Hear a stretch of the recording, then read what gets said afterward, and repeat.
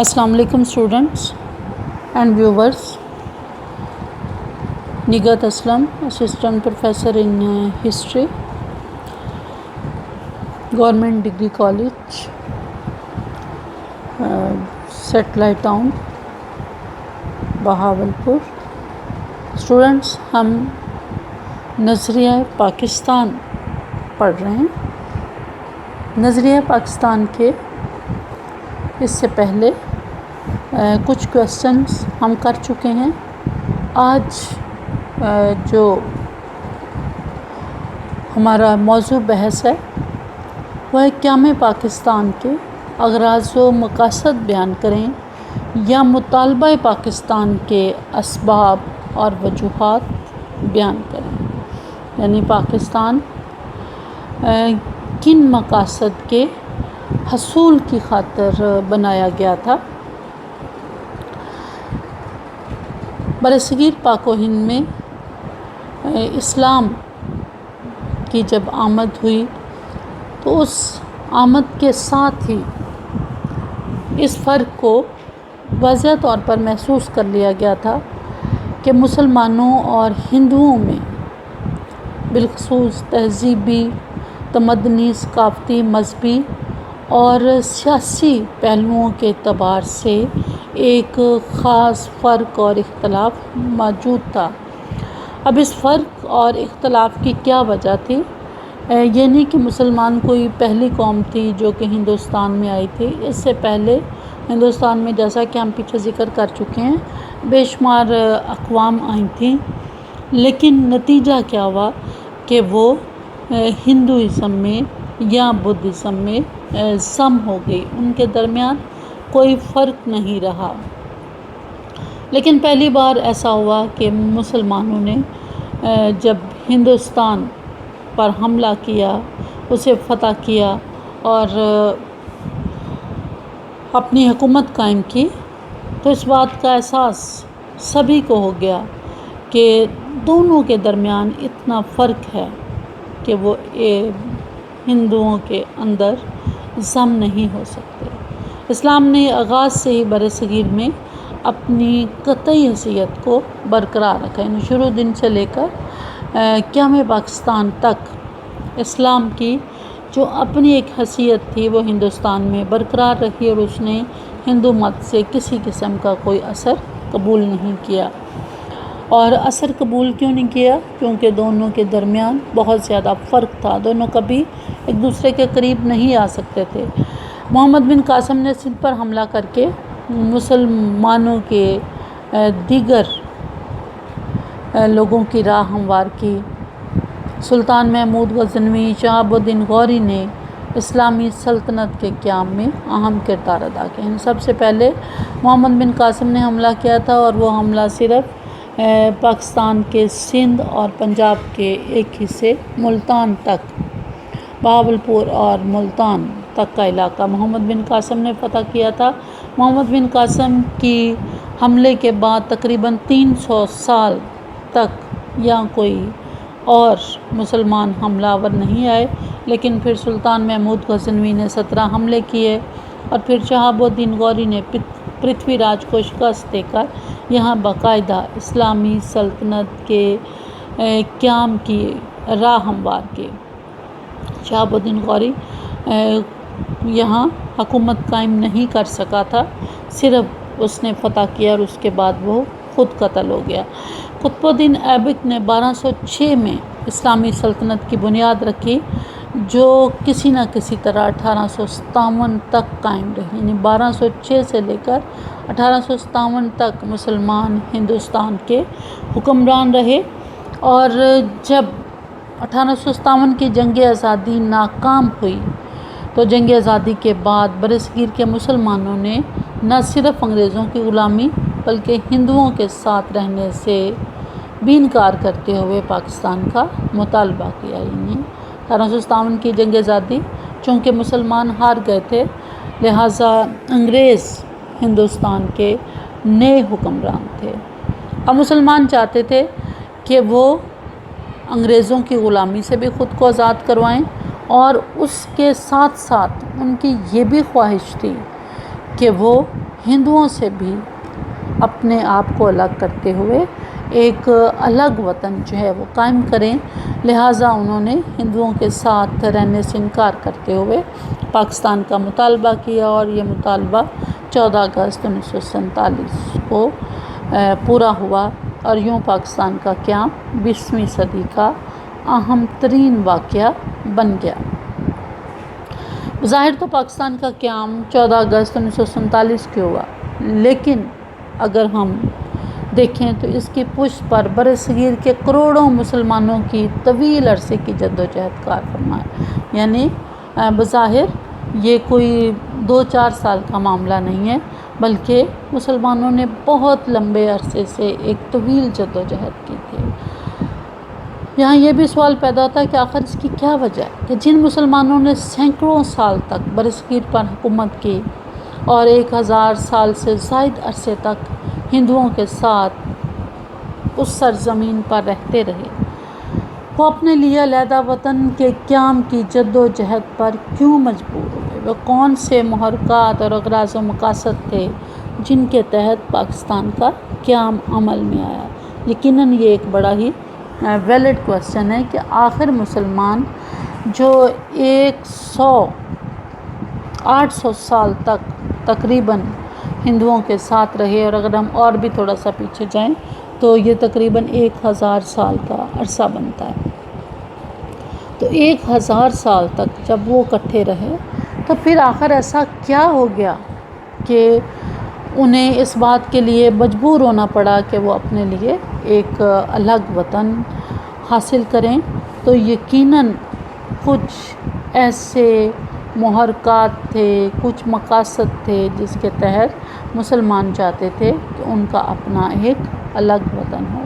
اب وہ اغراض و مقاصد اور محرکات کون سے تھے ان کو ہم الگ الگ دیکھتے ہیں۔ اب سب سے بڑا مقصد کیا تھا؟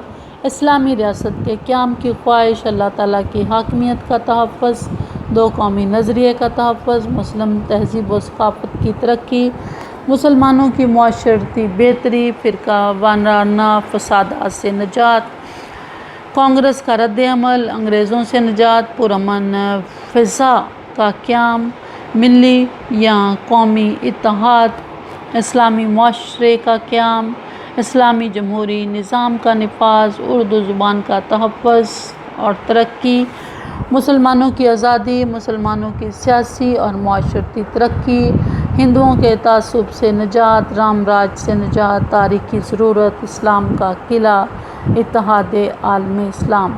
یہ تھے وہ تمام مقاصد جو قیام پاکستان کی صورت میں مسلمان حاصل کرنا چاہتے تھے۔ یعنی اب ہمیں ان پوائنٹس کو جاننے کے بعد ہمیں سمجھ لگتی ہے کہ آخر ہندوستان کے مسلمان یہ کیوں چاہتے تھے کہ وہ انگریزوں اور ہندوؤں سے غلامی حاصل کریں۔ یقیناً ان کے پیش نظر یہ تمام مقاصد تھے جن کے حصول کے لیے وہ ہندوستان سے الگ اپنا ایک وطن چاہتے تھے۔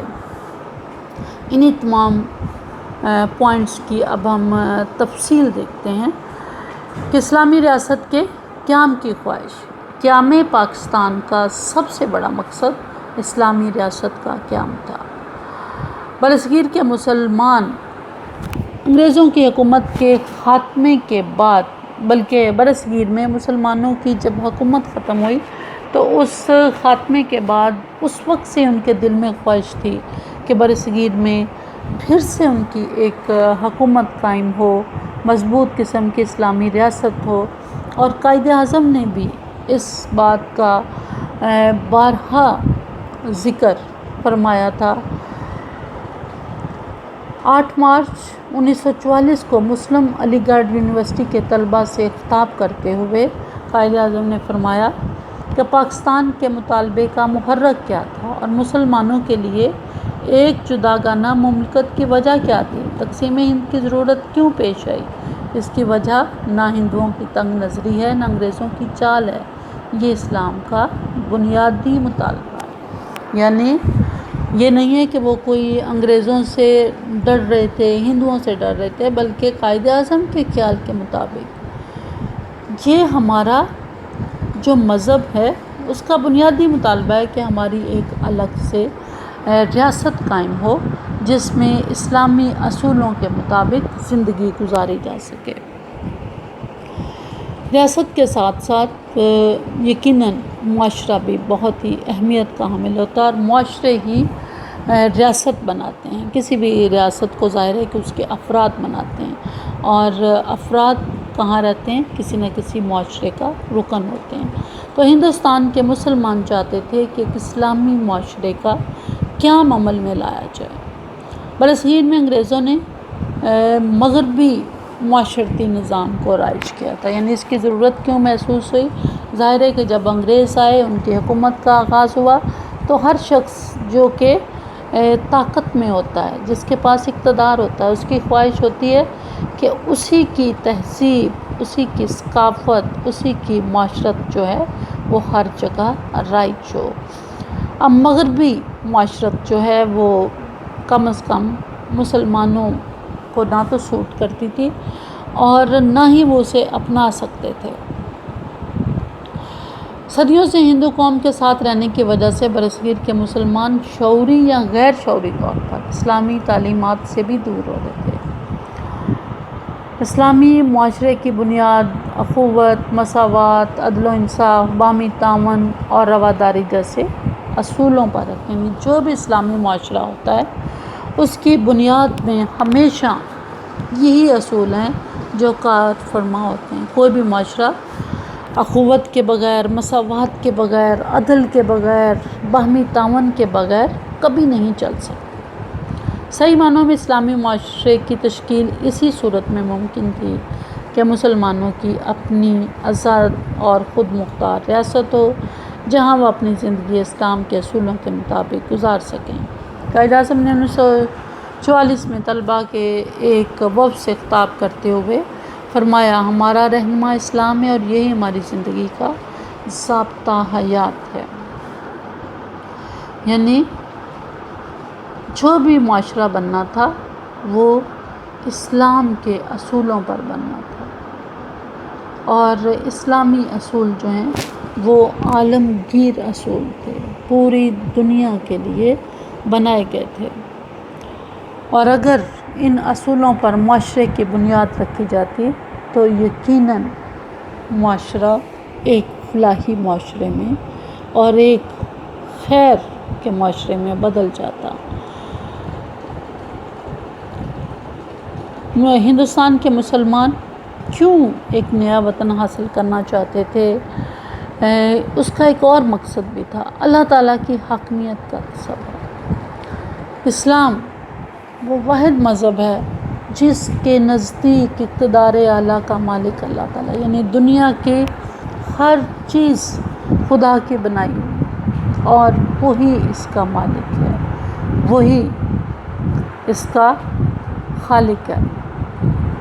کسی انسان کو یہ حق اور اختیار حاصل نہیں ہے، اور اللہ تعالیٰ نے انسانوں کی رہنمائی کے لیے، ظاہر ہے کہ خدا خود زمین پر نہیں آتے، تو انسانوں کی رہنمائی کے لیے قرآن کی شکل میں ایک ضابطہ حیات اللہ تعالیٰ نے مسلمانوں کو عطا فرمایا، اور مسلمانوں کو یہ حکم دیا ہے کہ وہ قرآن پر عمل کر کے ایسی ریاست کی تشکیل کریں جو خدا اور اس کے رسول کی بالادستی کو تسلیم کرے۔ تو ہندوستان کے مسلمانوں کی بڑی شدید خواہش تھی کہ وہ ایسی ریاست قائم کریں جو قرآن و سنت کے اصولوں کے مطابق ہو اور جہاں کا اقتدار اعلیٰ اللہ تعالیٰ کے پاس ہو۔ قائد اعظم نے 1943 میں آل انڈیا مسلم اسٹوڈنٹس فیڈریشن سے خطاب کرتے ہوئے فرمایا تھا، مجھ سے اکثر پوچھا جاتا ہے کہ پاکستان کا طرز حکومت کیا ہوگا؟ پاکستان کے طرز حکومت کا تعین کرنے والا میں کون ہوں؟ میرے خیال میں مسلمانوں کا طرز حکومت آج سے 1300 سال پہلے قرآن میں واضح کر دیا گیا تھا۔ اسلامی جمہوری نظام کا نفاذ۔ ہندو برصغیر میں جمہوریت کے نام پر آزادی کی تحریک چلا رہے تھے، یعنی وہ جمہوریت چاہتے تھے جو کہ برطانوی پارلیمان کے ذریعے ان کے ذہنوں میں آئی تھی، اور ان کے دماغ میں اسی پارلیمانی جمہوریت کا تصور تھا، جو اکثریت کی حکومت کا دوسرا نام۔ مغربی جمہوریت میں ہمیشہ افراد گنے جاتے ہیں، اور جو زیادہ تعداد میں ہوتے ہیں یقیناً حکومت بھی انہی کی ہی بنتی ہے۔ تو یہی ایک تصور ہندوؤں کے ذہن میں تھا کہ چونکہ وہ اکثریت میں ہیں، لہٰذا وہ جمہوریت کو اس کے لیے جدوجہد کر رہے تھے، اس کے لیے تحریک چلا رہے تھے۔ تو اگر ان کی پسندیدہ جمہوریت در حقیقت جمہوریت جو نہیں تھی بلکہ ہندو راج کا در پردہ قیام تھا، یعنی اگر ہندوؤں کی پسندیدہ جمہوریت ہندوستان میں نافذ ہو جائے تو پھر اس کے نتیجے میں ہندو راج بھی قائم ہوگا، کیونکہ ہندوستان میں ہندو اکثریت میں تھے۔ برطانوی طرز کی پارلیمانی جمہوریت برصغیر کے لیے بالکل بھی موزوں نہ ہوتی، اس لیے مسلمان ایک ایسا نظام قائم کرنا چاہتے تھے جو اسلام کے اصولوں کے مطابق ہو۔ لہٰذا قائد اعظم نے 27 مارچ 1947 کو فرمایا کہ ہم نے جمہوریت کا سبق 1300 سال پہلے ہی سیکھ لیا تھا، اور 16 فروری 1948 کو آپ نے فرمایا ہمیں اپنی جمہوریت کی بنیادیں سچے اسلامی اصولوں اور تصورات پر رکھنی چاہیے۔ یعنی جو تصور جمہوریت ہندوؤں کے پاس تھا یا انگریزوں کے پاس تھا، وہ تصور مسلمانوں کو سوٹ نہیں کرتا تھا۔ مسلمانوں کو جمہوریت کا وہی تصور سوٹ کرتا تھا جو کہ قرآن میں بیان کیا گیا ہے، اور جس کی مثالیں جو ہیں وہ خلفاء راشدین کی شکل میں مسلمانوں کے سامنے تھی۔ تو پاکستان کا قیام بھی جو اس کا مقصد تھا ایک اسلامی جمہوریت کا نفاذ بھی تھا۔ اسلام ایک مکمل ضابطہ حیات ہے، اس کا اپنا سیاسی نظام ہے۔ جمہوریت کا اصل تصور اسلام میں ملتا ہے۔ اسلام نے دنیا کو جمہوریت کے حقیقی تصور سے آگاہ کیا۔ پاکستان کے قیام کی صورت میں اسلامی جمہوریت کے تصور کو عملاً نفاذ کا موقع مل رہا تھا۔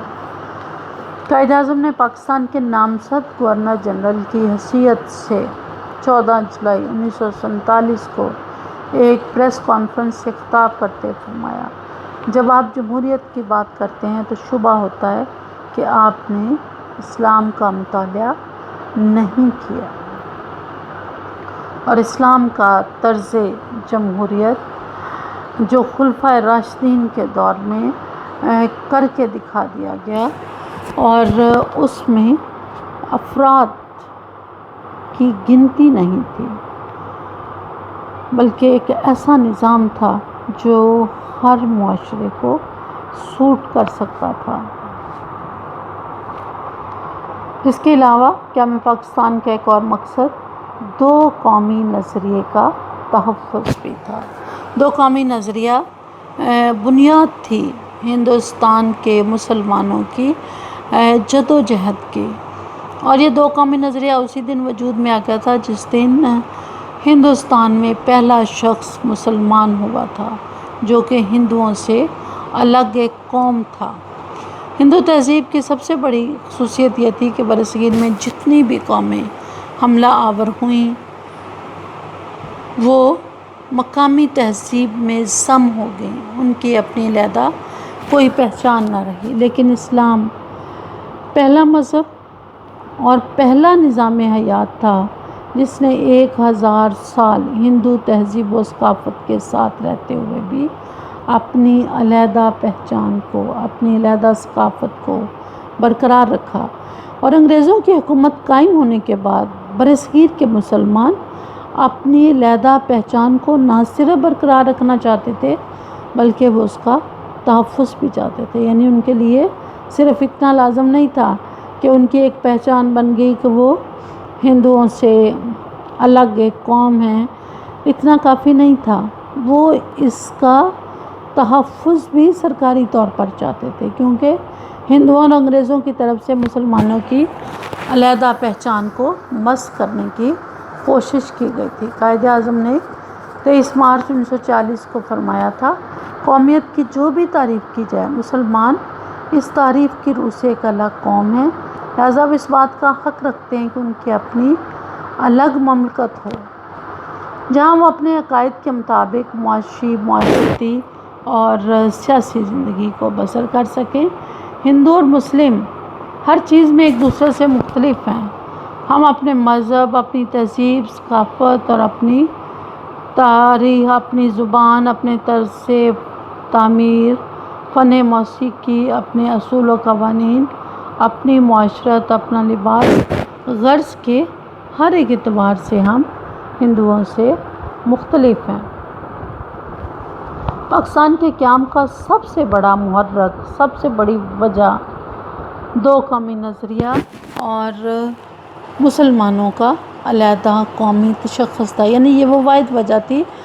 وجوہات تو یقیناً ساری اہمیت کی حامل ہے، لیکن جو کچھ بھی ہو رہا تھا اس کے بیہائنڈ دا سین یہی نظریہ کا کار فرما تھا کہ برصغیر کے مسلمان جو ہیں وہ ایک الگ قوم ہے، اور برصغیر میں ایک قوم نہیں رہتی، یہ کئی قوموں کا مسکن ہے، اور ہر قوم ہر لحاظ سے علیحدہ تشخص اور قومیت کی حقدار ہے۔ ہر قوم کا مذہب، لباس، طرز بود و باش، روایات، غرضیہ کے تاریخ، تمام انداز دوسری قوموں سے مختلف ہیں۔ برصغیر میں طویل عرصے تک متحدہ قومیت کا پرچار کیا جاتا رہا، لیکن متعدد تحریکیں بھی چلائی گئیں۔ مسلمان رہنماؤں کے بر وقت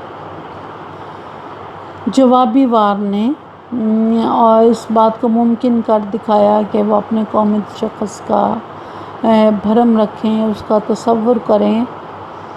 ان لوگوں میں حضرت مجدد الافسانی، شاہ ولی اللہ کے اصلاحی تحریکیں شامل تھیں۔ حضرت مجدد الافسانی نے شہنشاہ اکبر اور جہانگیر کے دور حکومت میں ملت جداگانہ است کا نعرہ بلند کیا۔ سب سے پہلے مجدد الافسانی وہ شخص تھے جنہوں نے سب سے پہلے دو قومی نظریے کا تصور دیا تھا، اور پہلی مرتبہ سیاسی لحاظ سے مسلمانوں کے لیے قوم کا لفظ استعمال کیا۔ انہوں نے مغربی طرز کے جمہوری نظام کے کانگریسی مطالبے کی مخالفت کرتے ہوئے کہا، کانگریس کی تجویز کے ایسے ملک کے لیے جس میں دو قومیں آباد ہیں بڑی خلاف مصلحت ہے، یعنی کوئی بھی اس بات کے لیے تیار نہیں تھا کہ دو قومی نظریے پر کوئی سمجھوتا کیا جائے۔ مسلمانوں نے شروع سے لے کر آخری وقت تک کبھی بھی اپنے اس نظریے پر سمجھوتا نہیں کیا، اور دو قومی نظریے کا تصور جس دن سے مسلمان آئے تھے اسی دن سے قائم ہو گیا تھا، یعنی یہ تصور بہت پرانا تھا، اور مسلمانوں کو ہمیشہ سے اپنے علیحدہ قومی تشخص کا احساس بھی رہا، اور اس کے بارے میں یوں کہا جاتا ہے کہ مسلمانوں کو وجدانی طور پر اپنی منزل کا احساس رہا، اور کسی وقت بھی وہ اس سے دور نہ بھٹکنے پائے، اگرچہ وہ شعوری طور پر اپنی منزل سے باخبر نہیں تھے۔ یعنی مسلمانوں کے ایکچوئل میں تو یہ بالکل نہیں پتہ تھا کہ انہوں نے کیا کرنا، لیکن وہ یہ بات جانتے تھے کہ وہ ہندوؤں سے مختلف قوم ہے، اور انہیں ہندوؤں سے مختلف ریئیکٹ کرنا ہے، تو اس طرح اپنی منزل سے باخبر نہ ہوتے ہوئے بھی مسلمان ہندوؤں کے دامن فریب میں نہیں آئے، اور جداگانہ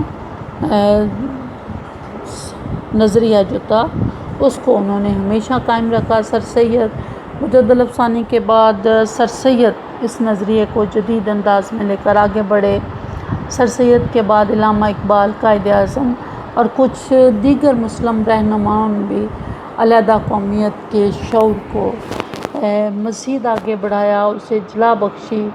اسی نظریے کی بنیاد پر پاکستان قائم ہوا۔ اگر مسلمانوں میں علیحدہ قومیت کا احساس نہ ہوتا تو وہ برصغیر میں ختم ہو جاتے۔ اپنی جداگانہ تشخص کی بقا اور تحفظ کے لیے مسلمانوں نے علیحدہ وطن کا مطالبہ کیا تھا، اور قائد اعظم نے فرمایا تھا، یاد رکھو اگر ہم اس جدوجہد میں ناکام ہو گئے تو ہم تباہ ہو جائیں گے، اور پھر اس برصغیر میں مسلمانوں اور اسلام کا نام و نشان تک مٹ جائے گا۔ یعنی قائد اعظم کو بھی اس بات کا شعور تھا کہ مسلمان اگر اس میں ناکام ہو گئے تو پھر گویا ان کی ساری کی ساری بساط جو ہے وہ لپیٹ دی جائے گی۔ مسلمان اردو زبان کا تحفظ بھی کرنا چاہتے تھے۔ برصغیر میں مسلمانوں کے دور میں ہی یہ زبان پروان چڑھی، اور اس کے پروان چڑھنے کی وجہ یہ تھی کہ بے شمار اقوام کے درمیان میل جول ہوا، اور اس میل جول کے نتیجے میں ایک نئی زبان وجود میں آئی جسے کہ اپنا لیا گیا۔ لیکن 1857 کے بعد اردو زبان کو مسلمانوں کی زبان قرار دے کر ختم کرنے کی کوشش کی۔ یعنی یہ وہ اردو تھی جو مسلمانوں کے قیام کے دوران وجود میں آئی تھی، جس میں بے شمار اقوام نے حصہ لیا تھا، لیکن اس زبان کو صرف اور صرف مسلمانوں کی زبان قرار دیا گیا۔ ہندو اس کی جگہ ہندی کو رائج کرنا چاہتے تھے، لیکن اردو مسلمانوں کی پہچان بن چکی تھی، مسلمان چاہتے تھے کہ اردو کا نفاذ کیا جائے، لیکن بدقسمتی سے انگریزوں نے اردو کو ختم کر کے ہندی کو لازمی مضمون جب قرار دیا تو مسلمانوں نے اردو زبان کے تحفظ اور ترقی کا بھی بیڑا اٹھایا۔ برصغیر کے مسلمان اپنی علیحدہ تہذیب و ثقافت کے مالک تھے، اور زندگی اور اس کے مسائل کے بارے میں ان کا نقطہ نظر دوسری قوموں سے ہمیشہ مختلف رہا۔ قومی زبان اور تہذیبی اقدار کے مٹ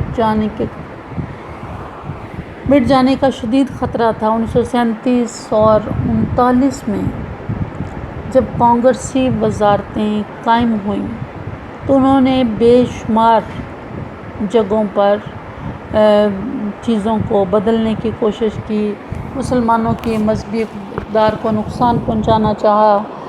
دھوتی قومی لباس قرار دیا گیا، ہندی کو اردو کی جگہ سرکاری زبان بنا دیا گیا، ودیا مندر اسکیم اور واردھا اسکیم جیسی تعلیمی اسکیمیں تعلیمی اداروں میں آزمائی گئی۔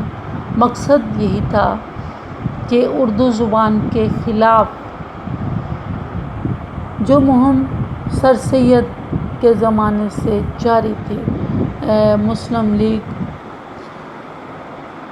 کے قیام کا مقصد اسی اردو زبان کا تحفظ بھی تھا۔ یعنی جب مسلم لیگ بھی بنی تھی تو اس کا ایک مقصد اس زبان کا تحفظ تھا، کیونکہ تقریباً 1900 میں اردو زبان کے بجائے ہندی زبان کو قومی زبان قرار دیا گیا تھا۔ تحریک پاکستان میں اردو زبان کی بنیادی اہمیت کے پیش نظر قیام پاکستان سے بہت عرصہ پہلے ہی یہ فیصلہ کر لیا گیا کہ جب بھی ملک بنے گا اردو اس کی زبان ہوگی، اور پھر اردو زبان اور مسلمانوں کی تہذیبی اقدار کے تحفظ میں بھی انہیں مدد ملنے لگی۔ مسلم تہذیب و ثقافت کی ترقی۔ برصغیر میں مسلمان اسلامی تہذیب و ثقافت کے بل بوتے پر اپنا جداگانہ تشخص برقرار رکھنے میں کامیاب ہو گئے تھے۔ انگریز نے کوشش تو کی کہ اسلامی تہذیب و ثقافت کو ہندو تہذیب و ثقافت میں ضم کرے، لیکن مسلمان اس کے لیے تیار نہیں تھے، بلکہ مسلمانوں نے زبردستی جو ہے وہ کوشش کی کہ وہ اپنا جداگانہ تشخص جو خطرے میں تھا اس کو سنبھالیں، اسے بچائیں، اور وہ صرف اسی صورت میں مسلمانوں کی تہذیب و ثقافت بچ سکتی تھی جب ان کی اپنی ایک الگ زمین ہو جس پر ان کا اپنا وطن قائم ہو۔ قائد اعظم نے فرمایا تھا کہ اس خواہش کو خواب و خیال ہی کہنا چاہیے کہ ہندو مسلمان ایک مشترکہ قومیت تخلیق کر سکیں گے۔ یہ لوگ آپس میں شادی نہیں کرتے، نہ ایک دسترخوان پر کھانا کھاتے ہیں۔ میں واشگاف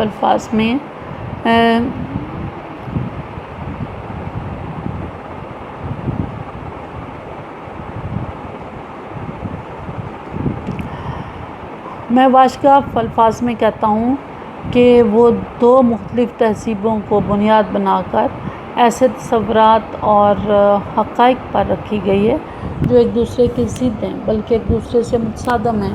انسانی زندگی کے متعلق ہندوؤں اور مسلمانوں کے خیالات اور تصورات ایک دوسرے سے بہت مختلف ہیں۔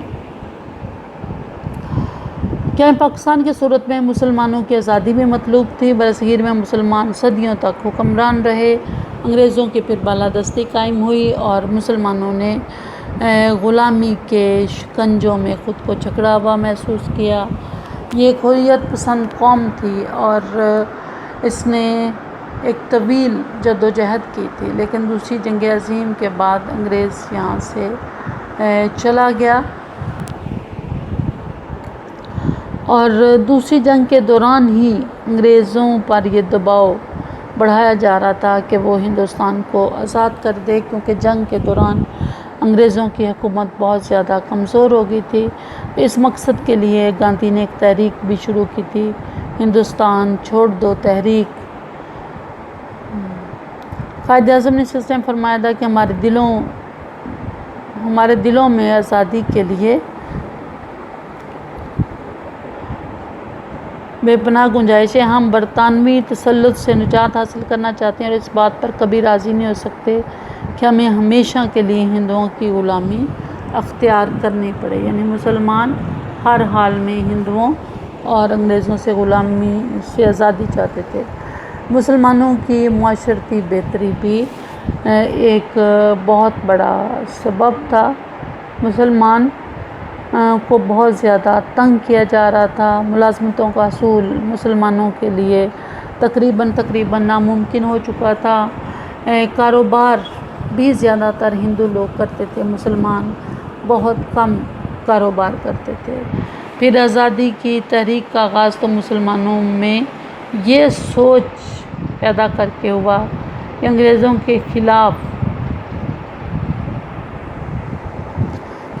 کے بعد تو ان کے معاشی حالات ہندوؤں کے ساتھ اور بھی بگڑ جائیں گے اور مستقل طور پر ہندو سرمایہ داروں کے رحم و کرم پر ہوں گے۔ قائد اعظم نے فرمایا تھا، مغرب کا معاشی نظام مالیات کے لیے ناقابل عمل مسائل پیدا کر رہے ہیں، لوگوں کے درمیان انصاف کرنے میں ناکام رہا ہے۔ ہمیں دنیا کے سامنے ایسا معاشی نظام پیش کرنا ہے جو اسلام کے صحیح تصور اور اسلامی انصاف کے اصولوں پر مبنی ہو۔ کیا پاکستان کا ایک مقصد یہ بھی تھا کہ مسلمانوں کو اقتصادی طور پر ترقی کا موقع مل سکے۔ انگریزوں نے اپنے دور حکومت میں جان بوجھ کر مسلمانوں کو اقتصادی لحاظ سے پسماندہ رکھا۔ ان علاقوں میں جہاں مسلمان آباد تھے، صنعتیں اور کارخانے قائم کرنے کی طرف توجہ نہیں دی گئی۔ یہ وجہ تھی کہ جب پاکستان قائم ہوا تو تمام بڑے بڑے کارخانے ہندوستان میں رہ گئے اور کل 1063 کارخانوں میں سے صرف 50 کارخانے پاکستان کے حصے میں آئے۔ انگریزوں نے سرکاری ملازمتوں کی وجہ سے مسلمانوں کو محروم کر رکھا تھا۔ زراعت، تجارت، بینکاری اور دوسرے شعبوں میں بھی ہندو چھائے ہوئے تھے۔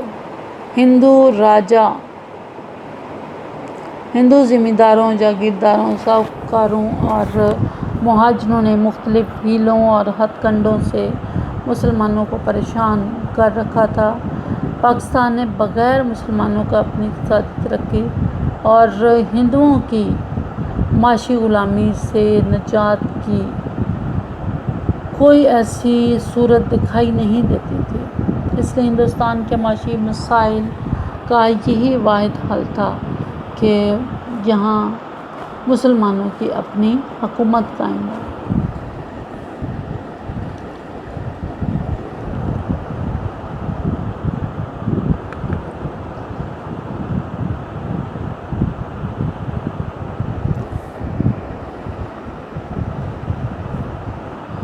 ہندوستان میں فرقہ وارانہ، جہاں ظاہر ہے کہ اتنے اختلافات تھے تو وہاں فرقہ وارانہ فسادات بھی ہر روز کی بات بن چکے تھے۔ خاص طور پر 1922 سے لے کر 1925 تک بے شمار فرقہ وارانہ فسادات ہوئے۔ ہندوؤں کی انتہا پسند تنظیمیں، جن میں آریہ سماج، دیو سماج، شودی اور سنگٹن بہت ہی قابل ذکر ہیں، ان سب کا ایک ہی مقصد تھا کہ مسلمانوں کو یا تو شودی کر کے انہیں ہندوستان سے نکال دیا جائے یا پھر انہیں اپنے اندر ضم کر لیا جائے، تیسرا کوئی راستہ نہیں تھا۔ لہٰذا وہ مسلمانوں کو جب یہ دونوں مقاصد حاصل نہ ہوئے تو انہوں نے مسلمانوں کو بہت زیادہ تنگ کیا۔ ہر مذہبی اور معاشرتی رسوم و رواج، مذہبی تہوار، سب پر فرقہ وارانہ فسادات ہوتے۔ سپوز مسلمان قربانی کرتے تھے، جیسے ہی وہ گائے قربان کرتے ہندو ان پر حملہ کر دیتے، مسلمان نماز پڑھتے تو ہندو بگل بجاتے، مسجدوں کی توہین کرتے، جس سے دونوں اقوام کے درمیان پرتشدد لڑائیاں جنم لیتی۔ لہٰذا ہندوستان میں بے شمار فرقہ وارانہ فسادات ہو چکے تھے، اور ان فسادات کا ایک ہی حل تھا کہ ہندوستان کو تقسیم کر دیا جائے۔ آزادی کی صورت میں مسلمان ہندوؤں کے تعصب سے بھی نجات حاصل کر سکتے تھے۔ ہندو متعصب قوم تھی، وہ مسلمانوں کی خوشحالی کسی بھی صورت برداشت نہیں کر سکتی تھی، اس لیے انہوں نے انگریزوں کے ساتھ مل کر مسلمانوں کو ختم کرنے کی کوشش کی تاکہ مسلمان اپنا تشخص برقرار نہ رکھ سکیں۔ 1916 میں ہندوؤں نے مسلمانوں کے جداگانہ حق کو تو تسلیم کر لیا، لیکن 1928 میں نہرو رپورٹ میں انہیں کوئی بھی حق دینے سے انکار کر دیا۔ مسلمانوں کی خوشحالی انہیں کسی بھی صورت گوارا نہیں تھی۔ اب ان کے تعصب سے نجات کا یہی ذریعہ تھا کہ مسلمان زیادہ سے زیادہ پڑھیں، زیادہ سے زیادہ ترقی کریں اور اپنے لیے ایک الگ وطن کو ممکن کرائیں۔ کانگریس کا رد عمل بھی اس پر بڑا ہی شدید تھا۔ کانگریس 1885 میں ایک انگریز اے.او. ہیوم نے اس کو قائم کیا تھا۔ اس وقت یہ ایک سیاسی پلیٹ فارم تھا جو لوگوں کو میسر تھا۔ اگر کسی نے کوئی بات کرنی ہوتی تو وہ اس پلیٹ فارم کے ذریعے کرتا تھا۔ اب کیا ہوا کہ آہستہ آہستہ کانگریس صرف ہندوؤں کی جماعت بن کر رہ گئی۔ یہ وجہ تھی کہ سر سید نے مسلمانوں کو مشورہ دیا تھا کہ وہ کانگریس سے دور رہیں، کیونکہ وہ جانتے تھے کہ کانگریس جو ہے وہ صرف ہندوؤں کی جماعت ہے اور ہندو مفادات کے لیے کام کر رہی۔ اور سر سید کی یہ بات اس وقت کھل کر سامنے آئی جب 1905 میں بنگال تقسیم ہوا، جس سے کانگریس کا کوئی نقصان بھی نہیں تھا، لیکن جہاں ہندوؤں کا نقصان نہیں تھا وہاں مسلمانوں کو فائدہ مل رہا تھا، اور مسلمانوں کا فائدہ کسی بھی صورت کانگریس کو گوارا نہیں تھا۔ لہٰذا تقسیم بنگال کی کانگریس نے بھرپور انداز میں مخالفت کی۔ نتیجہ کیا ہوا کہ 5 سال تک وہ تقسیم بنگال کی مخالفت کرتے رہے اور 1911 میں بنگال کی تقسیم منسوخ ہو گئی۔ کانگریس کے اسی رویے نے مسلمانوں کو مجبور کیا تھا کہ وہ اپنی ایک الگ ریاست قائم کریں۔ جہاں وہ اپنی ایک الگ سیاسی جماعت قائم کریں، جہاں وہ اپنے جس کے پلیٹ فارم سے وہ اپنے مسائل کا حل جو ہے وہ کر سکیں۔ تو پھر 1906 میں آل انڈیا مسلم لیگ کو قائم کیا گیا تھا۔ قیام پاکستان سے ایک اور مقصد بھی حل ہوتا تھا، رام راج سے ہمیشہ کے لیے نجات۔ رام ہندوؤں کے ایک بھگوان کا، ان کے دیوتا کا نام ہے، اور ہندوؤں کی برسوں سے خواہش تھی کہ رام راج جو ہے وہ ہندوستان میں قائم ہو، جیسا کہ ماضی میں تھا۔ انگریزوں کے آنے کے بعد بھی وہ غلام ہی تھے۔ اب جب انہوں نے محسوس کیا کہ انگریز جو ہیں وہ یہاں سے جانے والے ہیں، تو اپنی عددی برتری کی بنیاد پر انہوں نے سوچا کہ انگریز علمداری کے خاتمے کے بعد، انگریز حکومت کے خاتمے کے بعد برصغیر کو وہ بھارت بنائیں گے، وہ بھارت جہاں پر ہندو راج ہوگا۔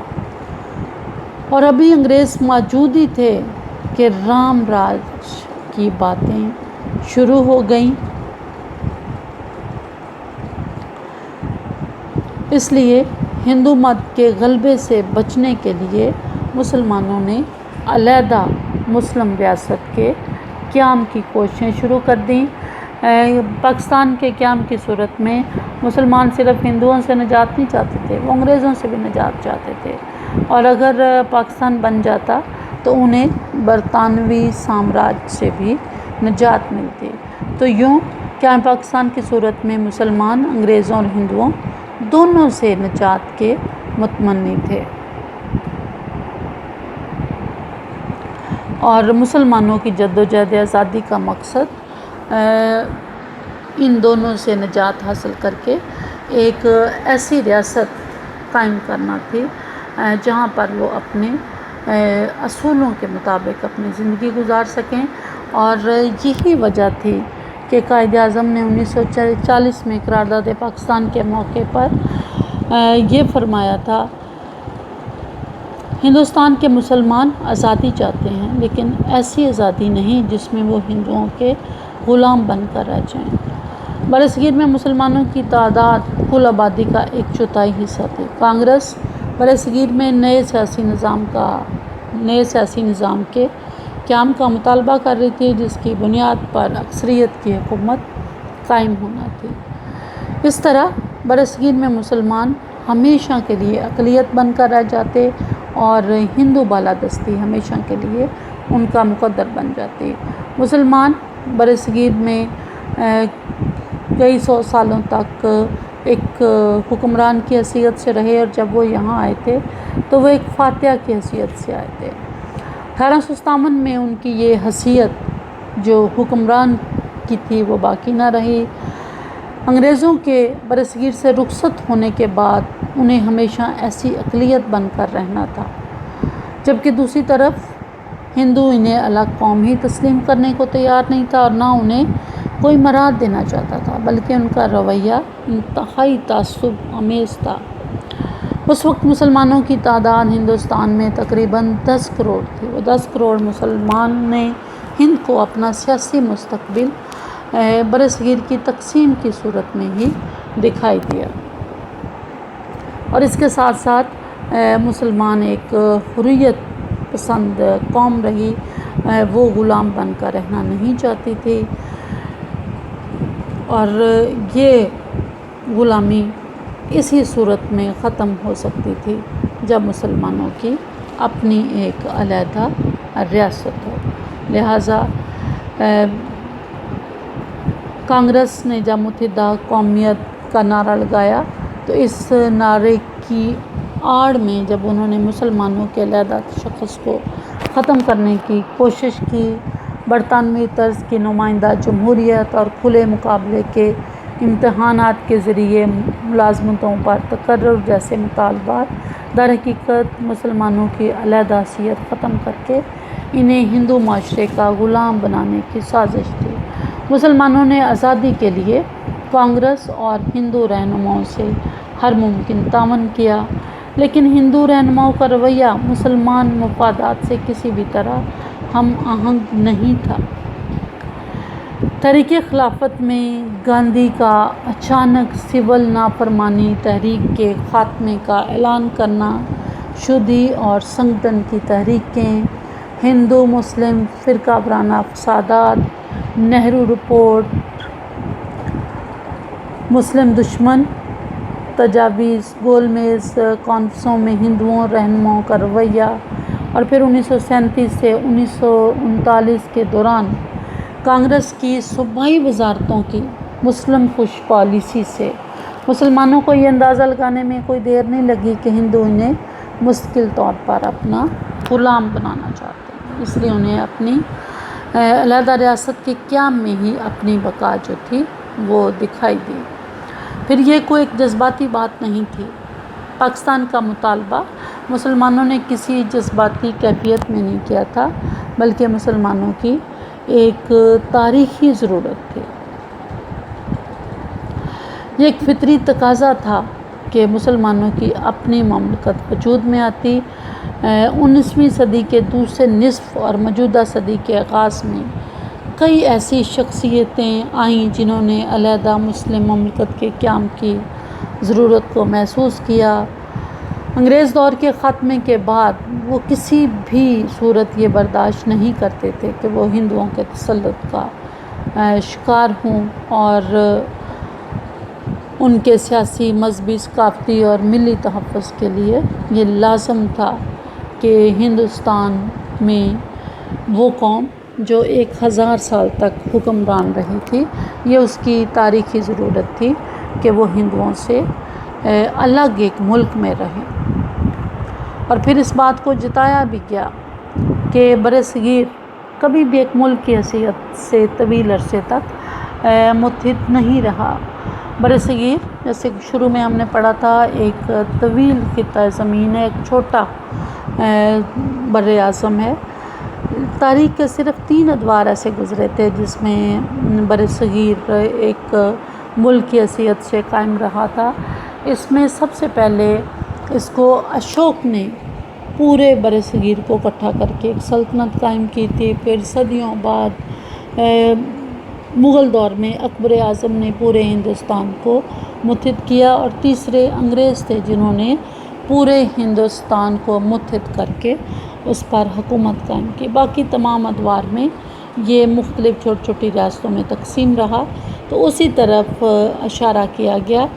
قائد اعظم 1941 میں فرمایا تھا کہ ہندوستان سرے سے کبھی ایک ملک نہیں رہا، اور نہ کبھی یہاں ایک قوم کی حکومت قائم ہوئی ہے، خواہ ہندوؤں کی حکومت ہو یا مسلمانوں کی۔ یہاں ہمیشہ شخصی اور مطلق العنان حکومتیں رہی ہیں۔ آج بھی برطانوی سنگینی میں ہی ہندوستان کو جکڑ کر ایک بنائے ہوئے ہیں۔ جس لمحے یہ سنگینیاں یہاں سے ہٹائی جائیں گی، ہندوستان ایک جغرافیائی وحدت نہیں رہے گا۔ یعنی ہندو جس طرح دعویٰ کرتے تھے کہ ہندوستان تقسیم نہیں ہو سکتا، اس کی تقسیم کا مطلب گو ماتا کے 2 ٹکڑے کرنا ہے، یا بے شمار ان کے رہنما کچھ اس قسم کی باتیں کرتے تھے کہ جیسے ہندوستان کبھی تقسیم ہو ہی نہیں سکتا۔ تو اس طرح پھر اشارہ کیا گیا کبھی ہندوستان تو کبھی ایک ملک ہی نہیں رہا، یہ تو مختلف اقوام کے درمیان ہمیشہ تقسیم رہا۔ ہندوستان کے پرامن فضا کے قیام کے لیے بھی ضروری تھا کہ مسلمانوں کا ایک الگ وطن ہو اور ہندوؤں کا ایک اپنا الگ وطن ہو۔ 19ویں صدی میں ہندوؤں کے اندر بے شمار ایسی تحریکیں پیدا ہوئیں جنہوں نے اس بات پر زور دیا کہ مسلمانوں کو ہندوستان سے چلے جانا چاہیے، یا مسلمانوں کو ہندوؤں میں ضم ہو جانا چاہیے۔ آریہ سماج جو کہ ایک 19ویں صدی کے ہندوؤں کی ایک تنظیم تھی، اس کا یہ نعرہ تھا کہ ہندوستان ہندوؤں کا ہے، اس لیے مسلمان ہندو مت قبول کریں ورنہ ہندوستان چھوڑ دیں۔ شودھی تحریک نے مسلمانوں کو شودھی ہونے کی دعوت دی، یعنی ہندوؤں کے اندر ضم ہونے کی، اور ہندو مہاسبہ نے مسلمانوں کو ہندو بنانے کی راہ اپنائی۔ سنگٹن تحریک زبان سے زیادہ بزور بازو مسلمانوں کو ہندو بنانے کی حامی تھی. یعنی باقی تنظیمیں تو صرف تبلیغ کرتی تھی. سنگٹن ایک ایسی تحریک تھی جو کہتی تھی کہ زبردستی ان کو ہندو بنا لیا جائے، اور زبردستی ہندو بنانے کے لیے مسلمانوں پر حملے کیے جاتے تھے، ان کو قتل کیا جاتا، ان پر تشدد کیا جاتا. اور ایک وقت ایسا بھی آیا کہ ان فرقہ وارانہ فسادات نے پورے ہندوستان کو اپنی لپیٹ میں لے لیا تھا. کہیں بھی مسلمان کی جان مال محفوظ نہیں تھا. لہٰذا مسلمانوں نے محسوس کیا کہ متحدہ ہندوستان میں جو ماحول بن چکا ہے اس کا واحد حل یہی ہے کہ ہندوستان کو تقسیم کر دیا جائے، ہندو اپنے وطن میں رہیں، مسلمان اپنے وطن میں رہے. اس طرح امن و امان کی فضا جو ہے وہ قائم رہے گی. اس کے علاوہ مسلمان ایک ایسی سرزمین چاہتے تھے، یعنی کہ ہمیں پاکستان کی غرض مقامی اور علاقائی نہیں تھی، بلکہ مسلمان برصغیر نے پاکستان کی تخلیق عالمی سطح پر اسلام کے فروغ اور استحکام کے لیے کی تھی. یعنی پاکستان کو اسلام کا قلعہ بنانا چاہتے تھے مسلمان، جہاں تمام مسلمان آ کر محفوظ ہو جائیں. یعنی قلعہ وہ جگہ ہوتی ہے جہاں پناہ لی جاتی ہے، جہاں خود کو محفوظ سمجھا جاتا ہے. تو اسلام کا قلعہ بھی ایک ایسا وطن ہندوستان کے مسلمان حاصل کرنا چاہتے تھے جہاں پر وہ اسلام کو محفوظ بنا سکیں. پوری دنیا کے مسلمانوں کو یہاں پر لا کر ان کو تقویت دی جائے، انہیں طاقتور بنایا جائے، اور ایسے اقدامات اٹھائے جائیں جس سے دنیا بھر کے مسلمان جو ہیں ان کا مستقبل محفوظ ہو. قائد اعظم نے 20 ستمبر 1946 کو فرمایا تھا، پاکستان ہمارے لیے زندگی اور موت کا سوال ہے. اگر اہل مصر چاہتے ہیں کہ وہ اپنے گھروں میں آزاد رہیں تو انہیں ہمارے ساتھ تعاون کرنا چاہیے. آج کوئی بھی ایسی مسلم مملکت نہیں جو پوری طرح آزاد ہو. ایران بھی صدیوں کی آزادی کے بعد غلام بنا لیا گیا. اس وقت تک دنیا کے مسلمان اور عرب حکومتیں صحیح معنوں میں آزاد نہیں ہوں گی جب تک پاکستان قائم نہیں ہوگا. یعنی یہ وہ وقت تھا جب کہیں بھی مسلمان آزاد نہیں تھے، ہر جگہ وہ ہندو، ہر جگہ وہ انگریزوں کے اگر غلام نہیں تھے تو انگریزوں کا وہاں پر اثر ضرور تھا. تو قائد اعظم کا خیال یہ تھا کہ اگر پاکستان قائم ہو جائے تو پھر ہم باقی مسلمان حکومتوں کو بھی صحیح معنوں میں آزاد کروا سکتے ہیں، ان کی آزادی کے لیے بھی کوشش کر سکتے ہیں. تو اس طرح اس لحاظ سے پاکستان کو اسلام کا قلعہ کہا جاتا تھا. یعنی ایک ایسی جگہ جہاں سے سارے عالم اسلام کو نہ صرف محفوظ بنایا جائے گا بلکہ اس کے لیے جنگ بھی کی جائے گی. ملی یا قومی اتحاد بھی ایک اہم مقصد تھا جس کے لیے ہندوستان کے مسلمان ایک الگ وطن چاہتے تھے. مسلم ملت اگرچہ اپنا علیحدہ وجود قائم رکھنے میں کامیاب رہی، یعنی انہوں نے اپنے اس شخص کو تو باقی رکھا کہ وہ ہندوؤں سے ایک الگ قوم ہے، لیکن صدیوں تک ہندوؤں کے ہمراہ ایک ہی معاشرے میں رہنے کی وجہ سے برصغیر کے مسلمان ہندو رسم و رواج، تہذیب اور دیگر چیزوں عصبیتوں سے بھی متاثر ہوئے تھے. مسلمانوں کے اندر اختلافات، نسلی اور لسانی جھگڑے اور علاقائی سوچ موجود تھی. انگریزوں کے جانے کے بعد اگر مسلمان اسی ملے جلے معاشرے میں رہتے تو رفتہ رفتہ ان کی جداگانہ حیثیت غائب ہو جاتی اور ملی اتحاد کا وجود نہ رہتا. یعنی اگر انگریز چلے جاتے اور مسلمان جس طرح سے ہندوستان میں مختلف زبانوں، نسلوں اور دیگر علاقائی جھگڑوں میں بٹے ہوئے تھے، اگر وہ متحد نہ ہوتے تو آہستہ آہستہ ایک ایک کر کے ہندو انہیں اپنے اندر سمو کر لیتے اور پھر ان کی جداگانہ حیثیت ہمیشہ کے لیے غائب ہو جاتی۔ قائد اعظم نے اللہ تعالیٰ کے نام پر مسلم ملت کو ایک جھنڈے تلے جمع کیا، اور 1945 میں قائد اعظم نے فرمایا کہ مسلمان ایک خدا، ایک کتاب اور ایک رسول پر یقین رکھتے ہیں۔ مسلم لیگ کی کوشش یہ ہے کہ ان کو ایک پلیٹ فارم پر ایک پرچم تلے جمع کیا جائے، اور یہ پرچم پاکستان کا پرچم ہے، یعنی لوگوں کو رنگ و نسل سے بالا تر کر کے انہیں ایک خدا، ایک کتاب اور ایک رسول پر متحد کیا گیا، اور اس طرح ہندوستان کے تمام مسلمانوں کے اندر مذہب کے ذریعے اتحاد پیدا کیا گیا، اور یہی اتحاد قیام پاکستان کا باعث بنا تھا۔ خواہ وہ علاقے، کئی ایسے علاقے تھے جن کے باشندوں کو معلوم تھا کہ وہ کبھی پاکستان کا حصہ نہیں بن سکتے، لیکن وہاں کے مسلمان بھی مسلم لیگ کے پرچم تلے بڑھ چڑھ کر قائد اعظم کے شانہ بشانہ کام کر رہے تھے، یعنی مسلمان خواہ وہ کسی بھی علاقے سے تعلق رکھتا تھا اور وہ اس حصے میں بھی آباد نہیں تھا جن کے الگ وطن بننے کا چانس تھا، لیکن پھر بھی وہ کام کر رہا تھا ایک الگ وطن کے لیے۔ تو یہ سوچ قومی اور ملی اتحاد جو قائم ہوا اس کی وجہ سے بنی۔ اور کیسے یہ اتحاد قائم کیا گیا؟ اسلام کے ذریعے مسلمانوں کو باور کرایا گیا کہ وہ کسی بھی علاقے میں رہتے ہیں، ان کی کوئی بھی نسل ہے، ان کی کوئی بھی زبان ہے، لیکن وہ ایک کتاب اور ایک رسول پر یقین رکھتے ہیں، لہٰذا وہ ہندوؤں سے الگ قوم ہے۔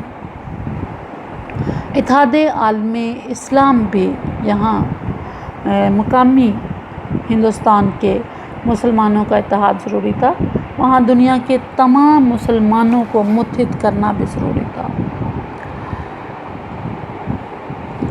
قیام پاکستان کا اہم مقصد اتحاد عالم اسلام تھا۔ اسلام رنگ، نسل، زبان، وطنیت اور علاقیت پر کاری ضرب لگاتا ہے۔ قرآن نے مسلمانوں کو ملت قرار دے کر تفرقہ بازی سے دور رہنے کی تلقین کی ہے۔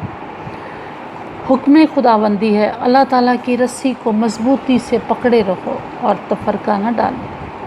برصغیر کے مسلمان اتحاد بین المسلمین کے زبردست حامی تھے۔ انہوں نے اسلامی دنیا کے مسائل کو ہمیشہ اپنے مسائل سمجھ کر اور ان کے غم کو ہمیشہ اپنا غم سمجھا، اس کے لیے کوشش کی۔ طرابلس اور بلکان کی جنگوں میں مسلمانوں نے سامراجی قوتوں کے خلاف شدید رد عمل کا اظہار کیا۔ جب انگریزوں نے ترکستان میں حکومت ختم کرنے کی کوشش کی تو ہندوستان کے مسلمانوں نے تحریک خلافت شروع کر کے ترکی کی خلافت کو بچانے کی کوشش کی، اسلامی قوت کا بے مثال مظاہرہ کیا اور ترکوں کی مدد کے لیے چندے اکٹھے کیے، ان کو ہر ممکن اخلاقی مدد اور معاشی مدد جو کر سکتے تھے وہ کی، اور ایک بہت بڑی ہندوستان میں تحریک خلافت کے نام سے تحریک شروع کی جو کہ کامیاب تو نہ ہو سکی، لیکن وہ اس بات کی گواہ اور ضامن رہی کہ مسلمان خواہ کسی بھی علاقے سے تعلق رکھتا ہو، ہندوستان کے مسلمان اس کے لیے تڑپتے ہیں، اس کے دکھ پر وہ دکھی ہوتے ہیں، اس کی خوشی پر وہ خوش ہوتے ہیں۔ حقیقت یہ ہے کہ پاکستان نے ایک مسلمان نظریے کے تحت جنم لیا، اور اگر یہ نظریہ نہ ہوتا تو یہ عظیم اسلامی مملکت بھی وجود میں نہ آتی۔ برصغیر کے مسلمانوں کی سیاسی تاریخ اس حقیقت کی گواہی دیتی ہے کہ یہاں کے مسلمانوں نے عالم اسلام کے مسلمانوں کے مسائل کو ہمیشہ اپنے مسائل سمجھا۔ ایران اور فلسطین کے بارے میں آل انڈیا مسلم لیگ کی قراردادیں بھی اس بات کی گواہ ہیں۔ قیام پاکستان کے قیام کی جو غرض و غایت تھی، جو مقصد تھا کہ اس طرح دنیا بھر کے مسلمانوں کو ایک ایسا مرکز مل جائے گا جہاں بیٹھ کر وہ عالم اسلام کے مسائل کو حل کر سکیں گے۔ پاکستان کا قیام عالم اسلام کے اتحاد کا سبب بن سکے گا۔ اسی وجہ سے قائد اعظم نے اکتوبر 1947 میں فرمایا تھا پاکستان دنیا کے نقشے پر مزید ایک اور نام کا اضافہ نہیں بلکہ حقیقت یہ ہے کہ پاکستان اسلامی ممالک کی طویل صف میں ایک نہایت اہم اضافہ ہے۔ اسلامی ضابطہ حیات کا عملی نفاذ بھی ایک مقصد تھا جس کے لیے پاکستان حاصل کیا جانا تھا۔ اسلام محض ایک مذہب نہیں بلکہ ایک مکمل ضابطہ حیات ہے جو انسانی زندگی کے تمام شعبوں میں ہماری رہنمائی کرتا ہے۔ مطالبہ پاکستان کی بنیادی وجہ یہ تھی کہ برصغیر کے مسلمان اسلام کو اپنی انفرادی اور اجتماعی زندگی میں نافذ کرنے کے خواہشمند تھے۔ وہ چاہتے تھے کہ ایک ایسی مملکت کے مالک ہوں جہاں وہ اپنے نظریات اور عقائد کے مطابق اپنی زندگی بسر کر سکیں، اسلامی نظام کا عملی نفاذ ممکن ہو۔ اور خطبہ الہ آباد میں علامہ اقبال نے اس طرف اشارہ بھی کیا تھا، اس کی نشاندہی کی تھی کہ میں صرف ہندوستان اور اسلام کی فلاح و بہبود کے خیال سے ایک منظم اسلامی ریاست کے قیام کا مطالبہ کر رہا ہوں۔ ہندوستان دنیا میں سب سے بڑا اسلامی ملک ہے۔ اگر ہم چاہتے ہیں کہ اسلام بحیثیت ایک تمدنی قوت کے زندہ رہے تو اس کے لیے ضروری ہے کہ ایک مخصوص علاقے میں اپنی مرکزیت قائم کر سکے، یعنی جو ضابطہ زندگی گزارنے کا قرآن نے دیا ہے وہ اس کا عملی نفاذ نہ تو انگریزوں کی حکومت تلے ہو سکتا تھا نہ ہندوؤں کی حکومت تلے۔ اس کے لیے لازمی تھا کہ کوئی اپنا ملک ہوتا جہاں اسلامی قوانین کو نافذ کیا جا سکتا۔ قائد اعظم نے 1941 میں علی گڑھ کے طلباء کے اجتماع سے خطاب کرتے ہوئے یہی فرمایا تھا کہ عملی لحاظ سے پاکستان ہی آپ کا واحد مقصد ہے جس کے ذریعے آپ اس ملک میں اسلام کو قطعاً فنا ہونے سے بچا سکتے ہیں۔ پھر ایک اور جگہ 1945 میں مسلم لیگ فرنٹیئر مسلم لیگ کے اجلاس سے خطاب کرتے ہوئے فرمایا تھا کہ ہمارا دین، ہماری تہذیب اور ہمارے اسلامی تصورات ہی وہ اصل طاقت ہیں جو ہمیں آزادی حاصل کرنے کے لیے متحرک کرتے ہیں۔ ایک علیحدہ اسلامی مملکت کا قیام اور نظام اسلامی کا نفاذ مسلمانوں کا مطمع نظر تھا۔ اسی وجہ سے تحریک پاکستان کے زمانے میں سارے برصغیر میں ایک ہی نعرہ گونجتا تھا، بڑھ کے رہے گا ہندوستان، بن کے رہے گا پاکستان۔ پاکستان کا مطلب کیا؟ لا الہ الا اللہ۔ ملت کا روشن مستقبل بھی نئے وطن کے ساتھ وابستہ تھا، یعنی ایک یہ بھی بہت بڑا مقصد تھا کہ ملت کا جو مستقبل ہے وہ روشن ہو۔ اور ملت کون تھی؟ ملت مسلمان تھے۔ برصغیر میں انگریزی حکومت اور ہندوؤں کے رویے کی بنا پر مسلمان اس حقیقت کو سمجھ چکے تھے کہ ان کا روشن مستقبل صرف اور صرف ایک علیحدہ ریاست کے قیام سے وابستہ ہے۔ اقبال اور قائد اعظم نے ان کے ذہن میں یہ بات بٹھا دی تھی کہ اگر وہ آزاد قوموں کی صف میں ایک باوقار باعزت مقام حاصل کرنا چاہتے ہیں، اپنی قوم کا مستقبل روشن دیکھنا چاہتے ہیں، تو اس کے لیے علیحدہ ریاست کا قیام بہت ضروری ہے۔ اس کے بغیر وہ غلامی اور پستی کی تاریک راہوں میں بھٹکتے رہیں گے۔ قائد اعظم نے مسلمانوں کے علیحدہ وطن کے قیام کی طرف کوششوں کی طرف اشارہ کرتے ہوئے فرمایا تھا کہ یاد رکھو، اگر ہم اپنی اس جدوجہد میں ناکام ہو گئے تو ہم تباہ ہو جائیں گے اور پھر برصغیر میں مسلمانوں اور اسلام کا نام و نشان تک مٹ جائے گا۔ کیا پاکستان کی صورت میں برصغیر کے مسلمانوں کو اپنا مستقبل روشن اور تابناک نظر آتا تھا، اس لیے انہوں نے اس جدوجہد میں بڑھ چڑھ کر حصہ لیا۔ مختصراً ہم یہ کہہ سکتے ہیں، یعنی اگر ہم اس کا خلاصہ کریں، تلخیص کریں کہ ہمیں پاکستان کے محرکات کی، اس کے مقاصد کی، تو ہم یوں کہیں گے کہ مسلمان اپنے علیحدہ قومی تشخص کو برقرار رکھنا چاہتے ہیں، یعنی کیا پاکستان کا مقصد دراصل یہ تھا کہ مسلمان اپنے علیحدہ قومی تشخص کو برقرار رکھ سکیں اور ایک ایسا خطہ حاصل کر سکیں جہاں وہ اسلامی اصولوں، ضابطوں اور قوانین کے تحت زندگی گزارنے میں آزاد ہوں، جہاں ان کا سیاسی، اقتصادی اور معاشرتی استحصال نہ ہو سکے، اور عظیم ملت اسلامیہ کا ایک جزو بن کر اتحاد عالم اسلامی کے اپنے پرانے خواب کو शर्मिंदा ताबीर होते देख सकें। और यही दीन इस्लाम का बुनियादी मुतालबा था, जिसका इजहार कायदे आज़म इल्लामा इकबाल के ख़यालात से होता है। कायदे आज़म ने खुतबा इलाहाबाद में फरमाया था कि मैं सिर्फ़ हिंदुस्तान और इस्लाम की फलाह बहबूद के ख्याल से नहीं, बल्कि एक मुनज़्ज़म इस्लामी रियासत के क़याम का मुतालबा कर रहा हूँ। कायदे आज़म ने 1944 में अलीगढ़ यूनिवर्सिटी में तकरीर करते हुए फरमाया था कि आपने गौर फरमाया कि हिंदुस्तान के मुतालबे का जज्बा मुहर्रका क्या था? मुसलमानों के लिए एक जुदागाना मुमलकत की वजह जवाज़ क्या थी? तक़सीम हिंद की ज़रूरत क्यों पेश आई? इसकी वजह न हिंदुओं की तंग नज़री न अंग्रेज़ों की चाल, बल्कि ये इस्लाम का बुनियादी मुतालबा है। क्या पाकिस्तान का मकसद इस्लाम की तरवीज व अशात थी?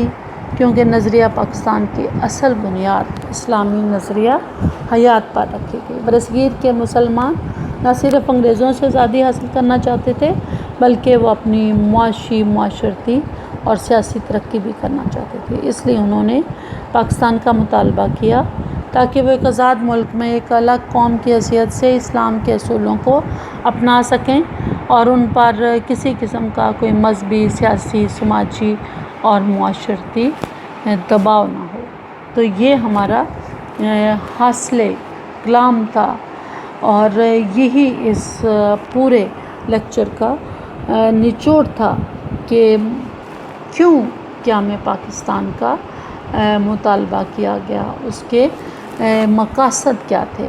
और यकीनन मकसद एक ही, यानी वाज़ेह मकसद एक ही था कि हिंदुस्तान के मुसलमान हिंदुओं से एक अलग कौम है और अलग कौम होने के नाते उनका मज़हब, उनकी तहज़ीब, उनकी सक़ाफ़त, उनकी ज़ुबान, ये सब हिंदुओं से मुख्तलिफ है। अगर ये दोनों एक जगह रहे और जिस तरह से फ़िरका वराना फ़सादात की आग ने पूरे हिंदुस्तान को अपने लपेट में लिया हुआ है, ये सिलसिला ज़्यादा देर तक तो नहीं कायम रह सकता। तो उसका बेहतरीन हल यही है कि हिंदुस्तान के मुसलमानों का अपना एक अलग वतन हो, जहाँ वो अपने असूलों, अपने मज़हब, अपनी माशरत, अपनी तहज़ीब के मुताबिक अपनी ज़िंदगी गुजार सकें। मुजद्दद अल-अफ़सानी से लेकर कायदे आज़म तक हर मुस्लिम रहनुमा ने इस मकसद को वाज़ेह करने में बड़ा अहम किरदार अदा किया और बिलाखिर फिर कायदे आज़म की क़यादत में मुसलमानों ने अपना अलग आज़ाद वतन हासिल किया, जो 14 अगस्त 1947 को कायम हुआ। शुक्रिया।